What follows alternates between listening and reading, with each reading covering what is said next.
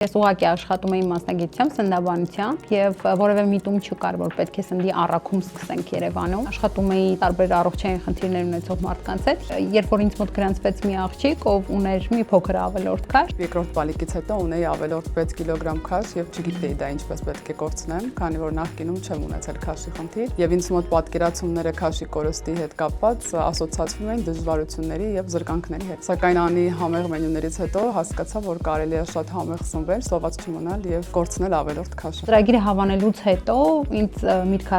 առաջարկեց, որ միասին սկսենք սննդի առաքման ծառայություն։ Առաքելությունը կայանում է նրանում, որ մարդիկ իրենց տանը ստանան այնպիսի ուտելիք, որ օրինակ կարող էին ուտել ռեստորանում, բայց իրենց պատրաստած ուտելիք է։ Մարդիկ ուզում են սնվել պարզ, բայց ավելի այսպես մաքուր պրոդուկտներով ուտելիք։ Դա տենդենց է, որ նկատվում է նաեւ Երևանում։ Վերջին 2 տարիների ընթացքում շատ մեծ պրոգրես եւ պրոպագանդա կա, ոչ միայն առողջ սննդի, այլ առողջ ապրելակերպի։ Եթե մեզ մոտից պատվիրեն դետոքս սմուզիներ,